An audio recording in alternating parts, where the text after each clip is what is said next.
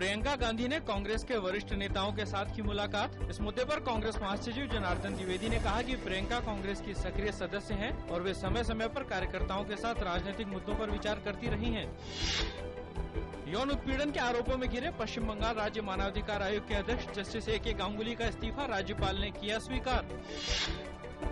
Delhi police ने मुजफ्फरनगर में आतंकी संगठन लश्कर-ए-तैयबा की गतिविधियों की पुष्टि की, लेकिन कहा लश्कर-ए-तैयबा ने दंगा पीड़ितों से नहीं किया था संपर्क। सूचना एवं प्रसारण मंत्री मनीष तिवारी ने कहा कि कांग्रेस उपाध्यक्ष राहुल गांधी ने आतंकी संगठनों के युवाओं को बहकाने की कोशिश की बात का दिया था संकेत। उन्होंने कहा कि मुजफ्फरनगर में आतंकी संगठनों के सक्रिय होने की बातें जांच में भी सामने आने लगी हैं।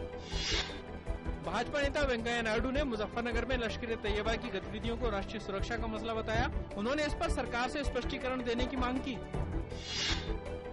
मुजफ्फरनगर के शिविरों में रह रहे कुछ लोगों के आतंकवादियों से सांठगांठ की खबर पर समाजवादी पार्टी नेता नरेश अग्रवाल ने मामले की निष्पक्षता से जांच की मांग। 3 दिन का प्रवासी भारतीय दिवस आज से नई दिल्ली में शुरू। अप्रवासी मामलों के मंत्री वायलर रवि ने आशा व्यक्त की कि विभिन्न देशों में फैले भारतीय युवा एक साथ एक मंच पर भारत के लिए संभावनाओं के नए द्वार खोलेंगे। सूचना एवं प्रसारण मंत्री मनीष तिवारी ने प्रवासी भारतीय दिवस सम्मेलन में विदेशों में प्रवासी भारतीय मंत्रालय की नींव रखने की बात को प्रमुखता से उठाया। मनीष तिवारी ने कहा कि प्रवासी भारतीय मंच को बढ़ावा और विस्तार देने की जरूरत है।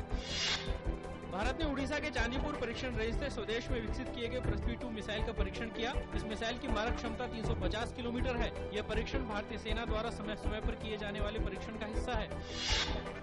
डीएमके प्रमुख एम करुणानिधि ने डीएमडीके के साथ गठबंधन पर उनके पुत्र अलागिरी के टिप्पणी से खुद को अलग किया। डीएमके प्रमुख पहले ही कह चुके हैं कि पार्टी के अनुशासन के खिलाफ काम करने वालों को किया जाएगा निष्कासित। जम्मू कश्मीर के सोपोर इलाके में आतंकवादियों के साथ मुठभेड़ में एक पुलिसकर्मी की मौत और 3 घायल। यह इलाका श्रीनगर से 35 किलोमीटर की दूरी पर है। भारतीय सेना सीमा पार से किसी भी तरह की घुसपैठ को रोकने के लिए पूरी तरह से तैयार। जम्मू कश्मीर के उड़ी सेक्टर में तैनात मेजर जनरल अनिल चौहान ने बताया कि सीमा के पास रहने वालों की सुरक्षा को देखते हुए संघर्ष विराम बनाए रखने का हर संभव किया गया प्रयास। निर्वाचन आयोग ने हिमाचल प्रदेश के मुख्यमंत्री वीरभद्र सिंह और उनकी पत्नी प्रतिभा सिंह की तरफ से चुनाव के पहले संपत्ति के लिए दाखिल किए गए हलफनामे पर रिपोर्ट मांगी। मुख्यमंत्री वीरभद्र सिंह और उनकी पत्नी प्रतिभा सिंह पर भ्रष्टाचार के आरोप लगे हैं। भूटान नरेश जिग्मे खेसर नामग्याल वांगचुक ने आज प्रधानमंत्री डॉक्टर मनमोहन सिंह से नई दिल्ली में मुलाकात की। भूटान नरेश इन दिनों अपनी पत्नी रानी जेसुन पेमा के साथ 5 दिवसीय भारतीय यात्रा पर हैं। शेयर बाजार में आज रही गिरावट। सेंसेक्स 94 अंक की गिरावट के साथ 20,693 पर हुआ बंद। निफ्टी में 29 अंकों की कमी 6,125 पर हुआ बंद। मध्य प्रदेश के युवा बैडमिंटन खिलाड़ी आदित्य जोशी जूनियर श्रेणी में दुनिया के नंबर 1 खिलाड़ी बने। 17 साल के आदित्य ये कारनामा करने वाले पहले भारतीय पुरुष खिलाड़ी हैं। इस साल नवंबर तक आदित्य की विश्व रैंकिंग 11 थी।